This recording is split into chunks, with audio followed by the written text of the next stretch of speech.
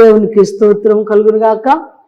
ప్రియమైన సహోదరులకు, వాక్యం వింటున్న పిల్లలకు నా హృదయపూర్వకమైన వందనాలు చెల్లిస్తూ ఉన్నా. మరి కృపావాక్యం వింటున్న పిల్లలు మరి ఎక్కువగా ప్రభు సన్నిధిలో దేవుని వాక్యం టీవీ ద్వారా, సెల్ ఫోన్ ద్వారా వినే పిల్లలందరూ హృదయపూర్వకంగా విని క్రీస్తు అనే బండ మీద కట్టబడాలని ఆశతో మనం చేస్తూ ఉన్నాం. చిన్న ప్రార్థన చేసుకొని వాక్యంలోకి వెళ్దాం. పరిశుద్ధుడా, మహోన్నతుడా, మహాగణుడా, మీకు స్తోత్రాలు చెల్లిస్తున్నా. జీవము గల తండ్రి, మీ చేతులకు అప్పగిస్తున్నా. నీ కృపలో భద్రపరచండి నాయన. దేశంలో సేవకులు ఎంతమంది వాక్యం చెప్తున్నారో, ఎంతమంది ప్రభా నీ మాట చెప్పును జరిగిస్తున్నారో, ఎంతమంది క్రీస్తు అనే బండ మీద కట్టబడ్డారో వారందరిని ప్రభా నీ రాజ్యము స్థిరపడే వరకు, నువ్వు పిలిచే పిలుపు వరకు నేను అందరము నీతో అయ్యా జీవించుటకు యోగ్యత మాకు దయచేయండి. నీ కృపతో నింపి బలపరచండి. నీ పిలుపు మేరక స్థిరముగా, బలముగా, నమ్మకముగా నీతో కొనసాగించే భాగ్యము దయచేయండి తండ్రి. వింటున్న పిల్లలకు ఈ వాక్యము ద్వారా ఎవరో ఒకరికి, ఏదో ఒకరికి ఉపయోగపడటానికి, అనేకులకి ఉపయోగపడే భాగ్యం దయచేయండి. నీ నామానికి మహిమ తెచ్చుకోమని మనం చేస్తున్నాను అయ్యా. ఎంతవరకు తండ్రి మీరు తోడుగా ఉండి మీరు బలపరిచినందుకు స్తోత్రము అయ్యా. మరి మమ్మల్ని మరుగుపరిచి బలహీనతల నుంచి విడిపించి అయ్యా బలపరిచినందుకు స్తోత్రము. నీ కృపతో నింపి బలపరిచి మహిమ పొందమని నీ మాటలు అయ్యా, నా మాటలు కాదు నాయన, నీ మాటలు అయ్యా, ఇదిగో మీ నోట మాట మమ్మల్ని ఊరడించి, అనేక మందిని ఊరడించి, మా హృదయాలు తడిపి అయ్యా నీతో ఆనందించే కృప దయచేయమని యేసు పరిశుద్ధ నామములో అడుగుచున్నాం తండ్రి, ఆమేన్. దేవునికి స్తోత్రం కలుగును గాక. ఫిలిప్పీయులకు రాసిన పత్రిక 2వ అధ్యాయము 12వ వచనం. కాగా నా ప్రియులారా, మీరెల్లప్పుడూ విధేయులై ఉన్న ప్రకారము నా ఎదుట ఉన్నప్పుడు మాత్రమే గాక మరి ఎక్కువగా నేను మీతో లేని ఈ కాలమందును భయముతోనూ వణుకుతోనూ మీ సొంత రక్షణను కొనసాగించుకొనుడి. ఎందుకనగా మీరు హెచ్చరించుటకును కార్యసిద్ధి కలగజేసుకున్నటకును తన దయా సంకల్పము నెరవేర్చుటకై మీలో కార్యసిద్ధి కలుగచేవాడు దేవుడే. దేవునికి స్తోత్రం. ఆయన అంటున్నాడు కదా, ప్రియమైన సహోదరులారా అని పిలిచి మనకిచ్చిన రక్షణ, మనకిచ్చిన సంతోషము, మనకిచ్చిన వాగ్దానములు, మనకిచ్చిన ఫలము అనుభవించటానికి యోగ్యత కావాలి అంటే మరి భయముతోనూ వణుకుతోనూ దేవుని ఎరుగుట ఎంతో ఆశ్చర్యమైన సంగతి. మన హృదయములు భయము కలిగి ఉండాలి, వణుకుతో ఉండాలట. నిజమేనా కాదా అని ఎవరైతే వాక్యాన్ని పరిశీలిస్తారో, వాక్యం వింటున్న పిల్లలందరము దేవుడంటే భయపడాలి, దేవుడంటే గడగడ వణకాలి, మాదిరి చూపించాలి, దేవునికి లోబడట, దేవునికి భయపడుట, అదే ప్రాముఖ్యమైన మాట. భయముతోనూ వణుకుతోనూ అని చెప్పాడు. ఈ వణుకుతో ఎంతమంది ఆశ కలిగి, దప్పిక కలిగి ఎదురు చూస్తారో ఆ పిల్లలు ధన్యులు అని చెప్తున్నాడు. మనము యేసయ్య కొరకు పెదవులతో గణపరిచి కదా ఉపమానాలు యేసు ప్రభువారు మనకి చాలా చెప్పాడు. సువార్తలు చెప్పాడు, మత్తయి సువార్త చెప్పాడు, ఎన్నో విషయాలు చెప్పాడు. చెప్తే ఈ ప్రజలు వారి పెదవులతో నన్ను గణపరుస్తూ వారి హృదయం నాకు దూరంగా ఉంది, నా వలన వారికి స్వస్థత కలగకుండుట అని చెప్పాడు. కలగలేదు. ఎందుకని స్వస్థత కలగలేదంటే పెదవులతో ఆరాధించే ప్రజలుగా మనం ఉంటే మనకి కూడా దేవుని వలన ఏ మేలు పొందలేం.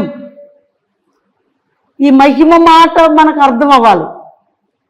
ఎందుకంటే వాక్యం వింటే చాలదా, గుడికి వెళ్తే చాలదా, తెల్లవారుదులు టీవీ పెట్టుకున్నా, తెల్లవారుదులు సెల్ ఫోన్ పెట్టుకున్నా, ఛానల్ ప్రార్థన వాక్యాలే వింటున్నాం అని చెప్తున్నారు. ఎక్కడికి వెళ్ళినా అది కాదు ప్రాముఖ్యం. దేవునికి మహిమ వచ్చేలాగా ఆ మాట పలికాడు మొదట.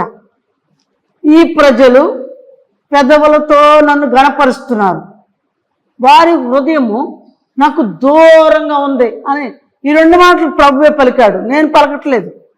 అయితే వారి హృదయము దూరంగా ఉంటే ఆ దేవుని మహిమపరచటానికి సరిపోం, దేవుని గణపరచటానికి సరిపోం.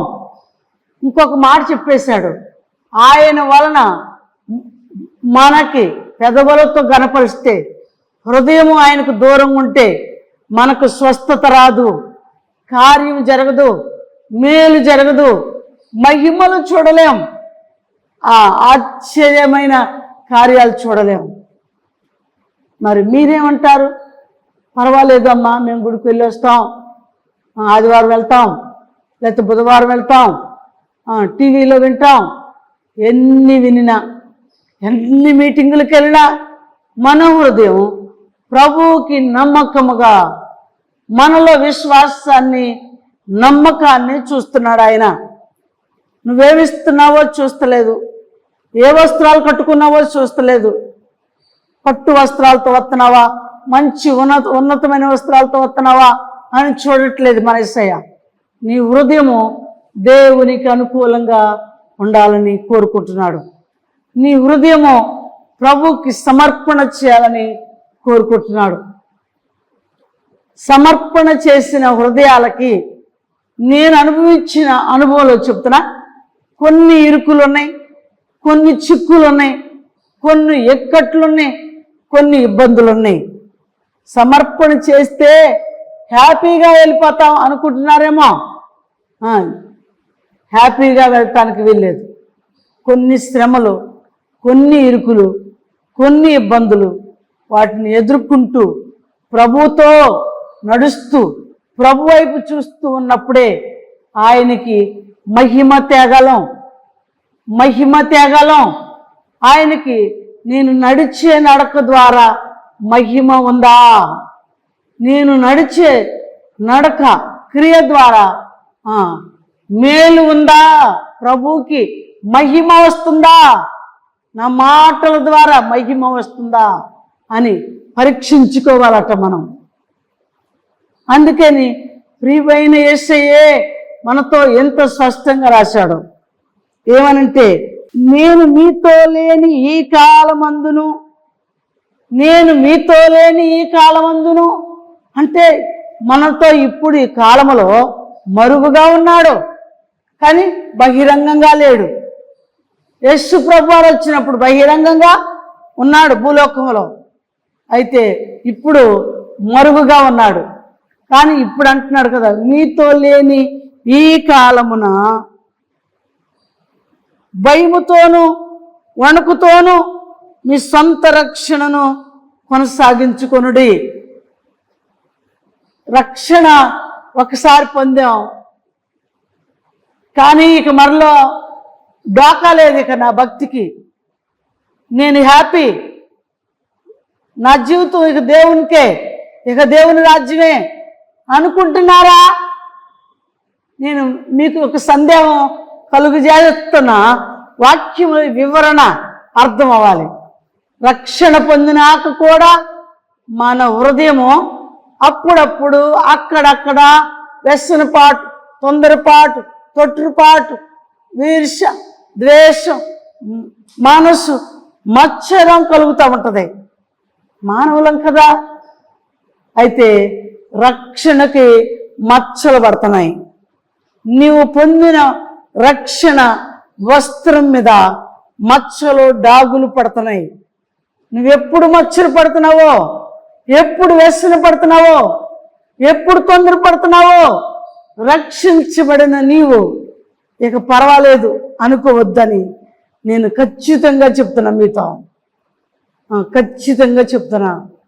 చనిపోయే వరకు ఇక్కడ రాసిన మాట నెరవేరాలి. భయముతోనూ వణుకుతోనూ అన్నాడు. హృదయం ఎప్పుడు భయపడాలి, వణుకుతూ ఆయన వైపు చూడాలి, వణుకుతూ ఆయన కొరకే జీవించాలి. ఎప్పుడైతే ప్రభు కొరకు వణుకుతావో లోబడతావో భయపడతావో? భయపడుతున్న హృదయాన్ని దేవుడు చూస్తున్నాడు. మనం ఇంకా ఏం పర్వాలేదు, మనం కొంచెం కాలం ఎదిగినాక, కొంచెం వాక్యం వచ్చినాక, కొంచెం ప్రార్థన తెలుసుకున్నాక ఇక నేను హ్యాపీ, నేను నా యేసయ్య ఉన్నాడు, నాకు పరలోకం ఉంది అని అనుకుంటే అలా పరలోకం కష్టం. చదువుకునే పిల్లలకు ఎప్పటి వరకు ఎగ్జామ్లు ఉంటాయి, ఎప్పటి వరకు పరీక్షలు ఉంటాయి? చదువు అయిపోయే వరకు పరీక్ష రాస్తూనే ఉండాలి, ఎగ్జామ్ రాస్తూనే ఉండాలి, పాస్ అవుతూనే ఉండాలి, చదువుతూనే ఉండాలి. మనము కూడా ప్రియమైన పిల్లలారా, ఆత్మీయ వరసలో ఎదుగుతున్న పిల్లలకి ఎప్పుడు పరీక్షలు ఉంటాయి, ఎగ్జామ్లు ఉంటాయి. అప్పుడప్పుడు నీవు నడుస్తున్న జీవితానికి ఫుల్ స్టాప్ పెడతాడు. ఒక పొలిమేర రాతిని స్థాపిస్తాడు. ఆగు, పరిగెత్తబాకు, ఇక్కడుండి టెస్ట్ చేసుకో, నీ పరుగులో ఎక్కడ ముడత ఉందో చూసుకో, నీ పరుగులో, నీ పందెంలో ఓర్పు ఓపిక కలిగి పరిగెడుతున్నావేమో, పరీక్షించుకో అని యేసయ్యే ఒక పొలిమేర రాతిని స్థాపిస్తాడు. ఆగు అని ఆ మాట చెప్పిన దేవుడు మనం పరీక్షిస్తున్నాడా లేదా? పరీక్షిస్తున్నాడు, ఖచ్చితంగా పరీక్షిస్తున్నాడు. ఆ పరీక్షలో మనం కూడా పాస్ అవ్వాలి అంటే యేసును కలిగి జీవిస్తేనే. ఏదో మనం వచ్చినట్టుగా, మన ఇష్టం వచ్చినట్టుగా బరికేసి రాసేస్తే ప్రయోజనం లేదు. ప్రియమైన పిల్లలారా, రియల్ చదువుకునే పిల్లలకి పరీక్షలు వేరు, మన పరీక్షలు వేరు. మన పరీక్షలు నోటి మాట, చెవులు వింటున్న మాటలు, కన్నులు చూస్తున్న విధానాలు, హృదయము వీటిల్లో ఏది తీసుకుంటుందో, హృదయం మచ్చరం, ఇవన్నీ దేవునికి విరోధమైనవి. కన్నుల ద్వారా, చెవుల ద్వారా కదా. సెల్ ఫోను ఏం చూస్తాం? ఎంత మంచి వాళ్ళైనా సెల్ ఫోన్ పట్టుకుంటే ఏది చెడొస్తే దాన్ని తీసేస్తారా? ఒక నిమిషం ఆగి దాన్ని చూసి తర్వాత తీసేస్తావు అనుకో, ఆగేవా లేదా? నీ పరుగు ఆపాడు వాడు, సాతానుడు. సినిమా పెట్టావు, సీరియల్ పెట్టావు, కానీ అంతకుముందు ఉంది రక్షించబడకముందు ఈ బీజం, కానీ రక్షించబడినాక తీసేసావు. మరలా అప్పుడప్పుడు దాన్ని తీసేసినప్పుడు మరలా అది స్టార్ట్ అవగానే 10 నిమిషాలు 5 నిమిషాలు ఆగి దాన్ని చూచి అప్పుడు దాన్ని తీసి పక్కన పెడతావేమో. మధ్యలో ఆగింది నీ పరుగు, మధ్యలో నీ మనస్సును కట్టేసింది అపవాది, మధ్యలో నీ కన్నులను కట్టేసింది అపవాది. ఆ క్షణమే 10 నిమిషాలు 5 నిమిషాలు ఓకే అని ముద్ర వేయించుకుంటుంది అపవాది మనతో. బహుగా పరిశుద్ధులు అనబడిన వారిని గేలు చేసింది, పాతాళానికి ఈడ్చుకెళ్ళింది, పాత నిబంధన భక్తులందరినీ పాతాళంలో పెట్టింది. అయితే మనం కూడా అల్పులము, అభాగ్యులమే. అయితే అయినా అపవాది అక్కడక్కడ నిన్ను కటౌట్లు చూసినప్పుడు, బోర్డులు చూసినప్పుడు, సినిమా హాల్కి వెళ్ళినప్పుడు, లేకపోతే సినిమా చూస్తూ టీవీలో సెల్ ఫోన్లో చూస్తున్నప్పుడు నీ మనస్సు ఎక్కడ ఆగి చూస్తుందో అక్కడ ఫుల్ స్టాప్ పెట్టేసి నీతో వాడు ముద్ర వేయించుకుంటున్నాడు, సంతకం పెట్టించుకుంటున్నాడు. ఎందుకు అంటే ఖచ్చితంగా ఇదిగో ఫలానా చాట నువ్వు ఆగిపోయావు, నువ్వు ఫలానా చాట ఇలాగ మాట్లాడింది నీ మనసు, ఇలాగ చెడిపోయింది నీ కన్ను అని రాశాడు. అప్పుడు అవే కదా మోషేకు చూపించాడు, అప్పుడున్న భక్తులకు చూపించాడు. చిన్న చిన్న విషయాలు అడ్డు తెచ్చి పెట్టాడు. అయితే మనం అంతకన్నా మోషే అంతటి వాళ్ళమా? మోషే అంతటి వాడు కన్నా మనం గొప్పవాళ్ళమా? కాదు. కానీ ప్రియమైన పిల్లలుగా దేవుడే మనల్ని ప్రేమించి ఆయన పిల్లలుగా చేసుకున్నాడు. అయితే ఆయన పిల్లలమైన మనము చాలా జాగ్రత్తగా భక్తి నేర్చుకోవాలని, ఆత్మీయతలు ఎదగాలని యవనస్తులైన పిల్లలు హృదయం ఎల్లప్పుడూ చెడిపోద్దని చెప్పి బైబిల్లో ఉంది. యవనస్తుల హృదయములు ఎప్పుడు చెడిపోతూ ఉంటాయి. అయితే అలా చెడిపోకుండా ఉండాలి అంటే దేవుడి కృప నీకు తోడుండాలి. కాబట్టి అప్పుడప్పుడు చెడిపోతుంది అంటే ఖచ్చితంగా ప్రభుకి విన్నపము చేసి నీ హృదయంలో ఎప్పుడు పాపము ఏలుబడి చేస్తుందో, ఎక్కడ ఏలుబడి చేస్తుందో దానిని ప్రభుకి ఇన్ఫర్మేషన్ తెలియచేయాలి. ప్రభా, ఇదిగో నా హృదయం ఇలా మాటల ద్వారా, క్రియల ద్వారా, నా కన్నులు ఇలాగా చూసి పడిపోయాను ప్రభా, క్షమించయ్యా, నా హృదయాన్ని కడుగు, నా కన్నులు కడుగు అనాలి. ఆ కడుగు అన్నది ఎప్పుడు అంటామంటే భయము కలిగినప్పుడే, భక్తి కలిగినప్పుడే, క్రమము కలిగినప్పుడే. వణుకు ఎప్పుడైతే నీ హృదయంలో పుట్టుద్దో ఆ వణుకు ఉన్నప్పుడే నువ్వు దేవుని కుమారుడు దేవుని దగ్గరికి వెళ్ళి ఒప్పుకోగలవు. ఈ వణుకు లేకపోతే, భయము హృదయంలో లేకపోతే నీ పాపములు నీకు తెలియదు. నీ పాపములు నీకు తెలియదు. తెలిస్తేనే నువ్వు ఖచ్చితంగా ఒప్పుకుంటావు. ఆ భయము నీలో కలిగితేనే ప్రభువుకు పూర్తిగా సరెండర్ అయిపోతావు. దేవునికి స్తోత్రం. అంత ప్రేమామయుడు దేవుడు. ఈ భయము అనే మాటకి ఎంత చరిత్ర ఉంది మన వెనకాల. ఏది చూసి నీ మనస్సు ఒకప్పుడు మాట్లాడిన అమ్మాయి మాట్లాడిందా, ఒకప్పుడు మాట్లాడిన అబ్బాయి ఎదురయ్యాడా, మనస్సు ఆగిపోయింది, చూపు ఆగిపోయింది, ఆలోచన ఆగిపోయింది, ఎక్కడో పొరపాటు జరిగిపోతుంది. ఒకవేళ మీరు అనుకుంటున్నారు నేను పాపం చేయలేదుగా, ఒప్పేసుకున్నా, దిద్దుకున్నా, పాపం చేయలేదుగా, ఇక పాపిని కాదు అనుకుంటున్నావా? ఓపుకున్నంత వరకు, శ్వాస ముగిసే వరకు మన మనసు ఎక్కడో ఒక చోట ఆగిపోతుంది. ఈ ఆగిపోయిన పరిస్థితుల్లో మనము దేవునిలో ఆగిపోయినట్టు దేవదూతలు కానీ దురాత్మలు కానీ వాళ్ళ చిత్తాలు రాసి ఉంచుతారు. ఇదిగో నీ కుమారుడు అని చెప్పావు కదా యోబుని, అయితే యోబు చుట్టూ కంచి వేసావు కదయ్యా, ఒక్కసారి కంచిది నేను వెళ్ళి చూస్తా అంది అపవాది. నా కుమారుడు యోబుని చూసావా అన్నాడు దేవుడే. అంతడు దేవుడికే సమాధానం ఇస్తానికి ప్రయత్నం చేసింది అపవాది. మనం ఏ పట్టడం? నువ్వు ఆగిపోయిన తావెల్లా ఖచ్చితంగా దిద్దుకోవాలి. నీ మనసు ఆగిపోయిన తావు ఒప్పుకోవాలి. నీ కన్నులు ఎక్కడ బెడిసినాయో అక్కడ దిద్దుకోవాలి. అప్పుడే నీ హృదయంలో భయము వణుకు ఉంటే తప్పకుండా స్థిరపరచబోతున్నాడు దేవుడు నిన్ను. క్రీస్తు అనే బండ మీద కట్టబోతున్నాడు.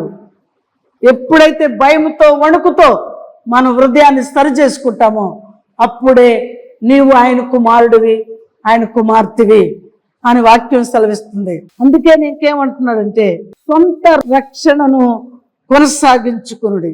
ఎందుకనగా మీరు హెచ్చయించుటకును కార్యసిద్ధి కలుగజేసుకున్నటకును తన దయా సంకల్పము నెరవేరుటకై మీలో కార్యసిద్ధి కలుగజేవాడు దేవుడే. ఇది ప్రాముఖ్యమైన మాట. సొంతగా ప్రయత్నాలు చేస్తే నడవలేమంట. సొంతగా మన ఇష్టం వచ్చినట్టుగా త్యాగం చేయాలి అనుకుంటే నడవలేం, పరలోక రాజ్యం పొందలేం.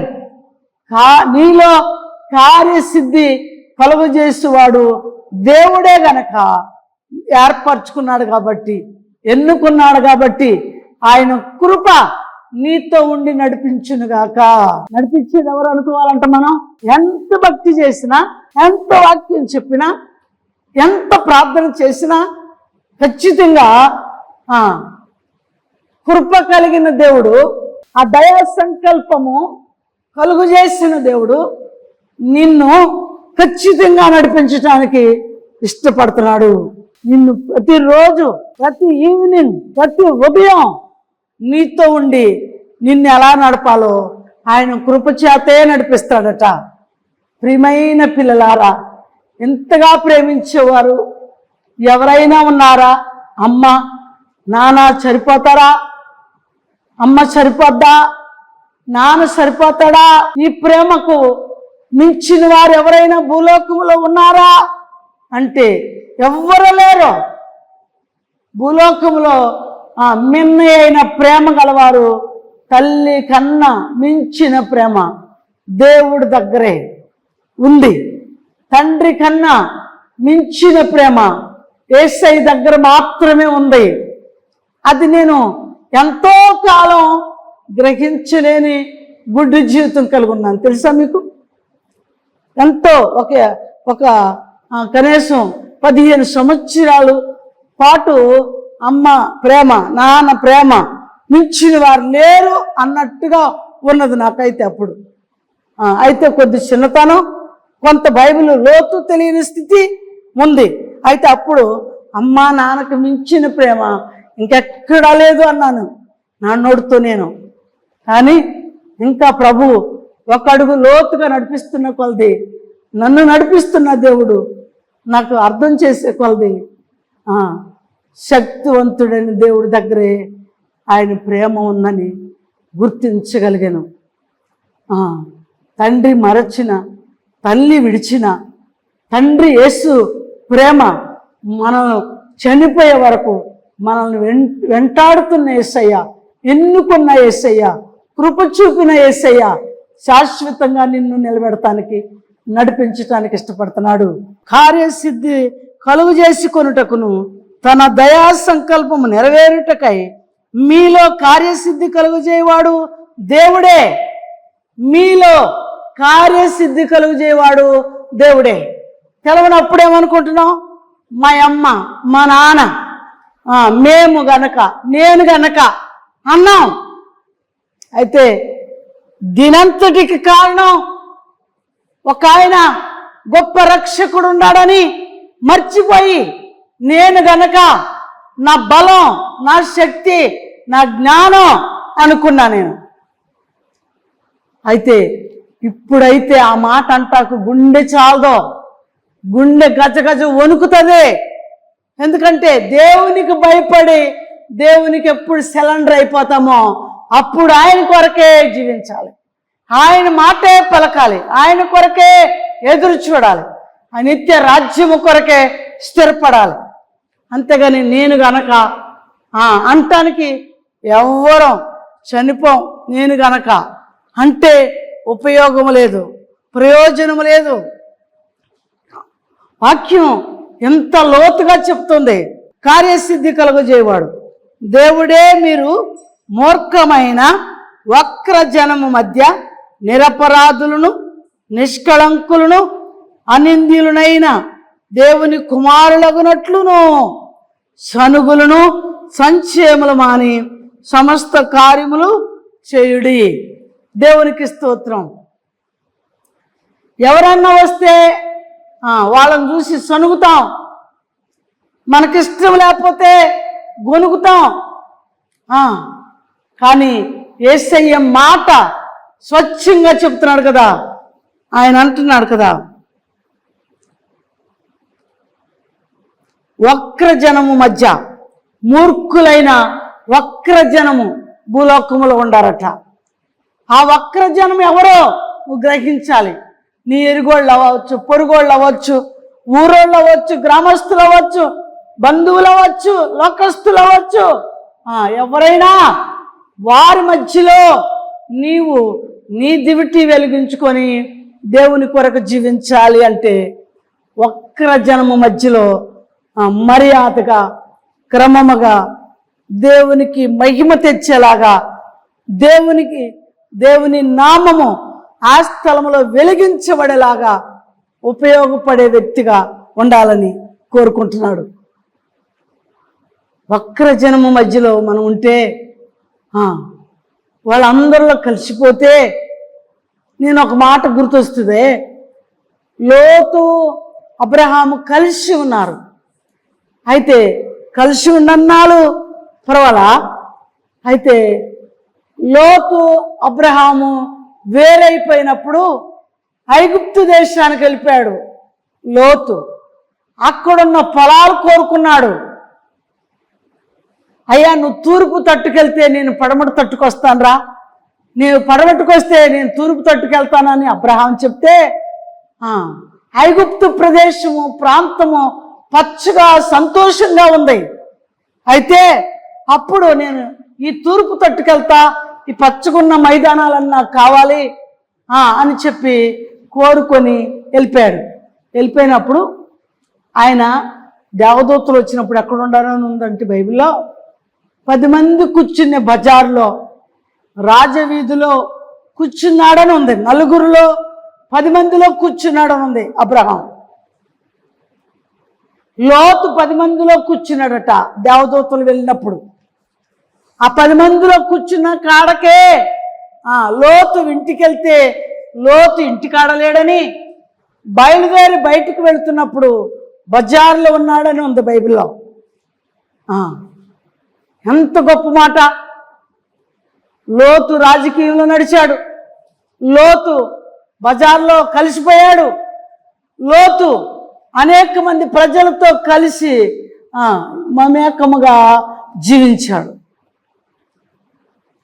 అబ్రహాము దగ్గరికి అదే దేవదూతలు అబ్రహాము దగ్గరికి వస్తే ఎండవేళ సింధూర వనములో గుడారం వేసుకొని అక్కడ గుడారము ముందు కూర్చున్నట్టుగా ఉంది వాక్యంలో.